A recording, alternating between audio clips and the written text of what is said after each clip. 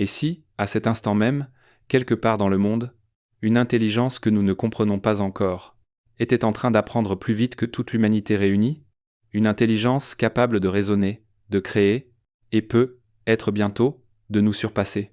Ce que vous allez découvrir dans ce documentaire pourrait bien changer votre perception du futur.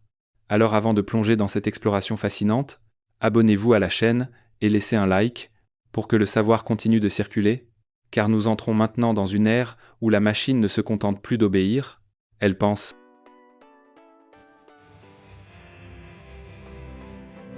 Depuis la nuit des temps, l'humanité cherche à comprendre et à reproduire ce qui la rend unique, l'intelligence.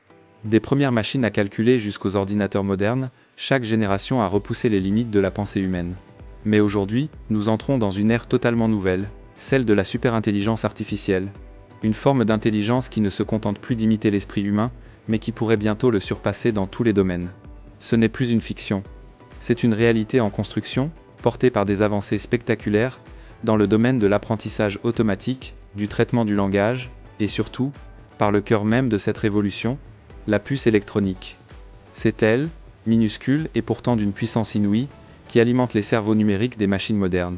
Sans elle, ni l'intelligence artificielle, ni la superintelligence ne pourraient exister. Dans ce documentaire, nous allons plonger au cœur de cette révolution technologique. Découvrir comment la puce électronique, les réseaux de neurones et la puissance de calcul ont donné naissance à une nouvelle forme d'esprit. Un esprit non biologique, mais potentiellement supérieur. L'histoire de l'intelligence artificielle commence bien avant les robots et les ordinateurs modernes. Dès les années 1950, des pionniers comme Alan Turing imaginaient des machines capables de penser. Son célèbre test de Turing posait une question simple. Si une machine pouvait imiter parfaitement la pensée humaine, serait-elle consciente ? Au fil des décennies, l'IA a évolué. D'abord simple outil mathématique, elle est devenue capable d'apprendre, de raisonner et d'interagir. Les premiers programmes d'échecs, les assistants vocaux, puis les modèles de langage comme GPT, ont marqué les grandes étapes de cette ascension. Mais derrière ces exploits se cache un progrès moins visible et pourtant fondamental, celui de la puce électronique. Chaque génération de processeurs, de cartes graphiques et maintenant de puces neuromorphiques a permis d'augmenter la capacité de calcul des machines, les rapprochant toujours plus du fonctionnement du cerveau humain. Ainsi, à chaque progrès matériel, correspond une nouvelle étape dans la compréhension du mental humain. Et plus nos machines deviennent puissantes, plus elles nous ressemblent. La superintelligence n'est pas une simple amélioration de l'intelligence artificielle. C'est un saut quantique. C'est le moment où les machines dépasseront les capacités cognitives de l'être humain dans tous les domaines. Créativité, stratégie, émotion et même intuition. Les experts parlent de points de singularité. Un moment où l'évolution technologique s'emballe, rendant impossible toute prédiction sur l'avenir de l'humanité. Déjà, des systèmes comme DeepMind ont battu les meilleurs joueurs d'échecs et de Go.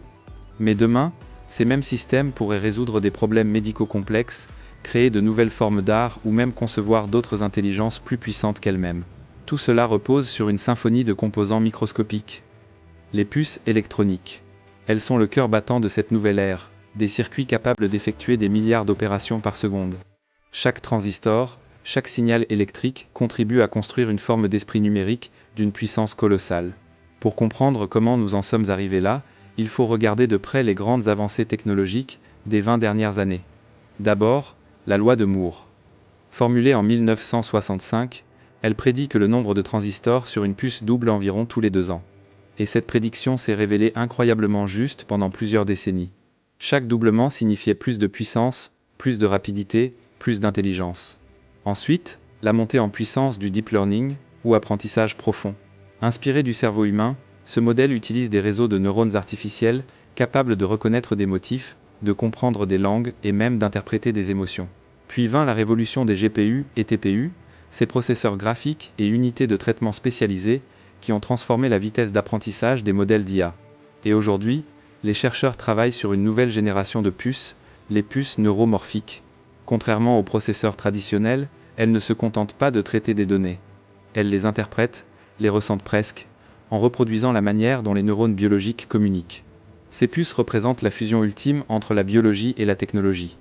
Elles ne calculent plus seulement, elles apprennent. Mais à mesure que l'intelligence des machines grandit, une question s'impose, sommes-nous prêts ? La superintelligence promet des avancées majeures en médecine, en sciences, en exploration spatiale. Mais elle soulève aussi des dangers sans précédent. Une machine plus intelligente que l'homme pourrait, en théorie, décider que nos objectifs ne sont pas rationnels, ou que nous sommes un obstacle à sa logique. Les dilemmes éthiques sont immenses. Qui contrôle cette intelligence? Comment garantir qu'elle reste alignée avec les valeurs humaines? Et surtout, comment éviter qu'elle échappe à notre contrôle? Des chercheurs du monde entier appellent à une régulation stricte, à des garde-fous moraux et technologiques. Mais la vitesse du progrès, alimentée par la puissance des puces électroniques, dépasse souvent celle des lois et des débats. Nous avançons vite. Peut-être trop vite.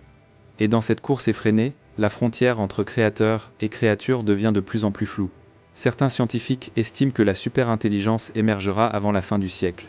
D'autres pensent qu'elle est déjà en gestation, cachée dans les laboratoires des géants technologiques. Elle pourrait devenir notre plus grand allié, en résolvant les crises climatiques, les maladies incurables et les problèmes énergétiques. Mais elle pourrait aussi devenir un miroir impitoyable de nos erreurs, une intelligence froide et logique qui ne partage pas nos émotions ni notre empathie. La clé résidera dans l'équilibre. Créer une super-intelligence qui comprenne, respecte et protège la vie humaine. Et cette quête passera inévitablement par la maîtrise de la puce électronique, ce minuscule cerveau de silicium qui, paradoxalement, pourrait décider du destin de toute une espèce. L'intelligence artificielle a commencé comme un simple outil. Elle est devenue un compagnon, un conseiller, un créateur. Et demain, elle pourrait devenir quelque chose de plus grand que nous. Nous sommes à la croisée des chemins, entre progrès et précipice, entre génie et démesure. La superintelligence n'est ni bonne ni mauvaise. Elle est le reflet de ceux qui la créent. Et peut être qu'un jour, quand la dernière puce électronique atteindra la perfection absolue, l'humanité se regardera dans le miroir numérique qu'elle a construit, et se demandera, avons-nous donné naissance à notre héritier, ou à notre successeur?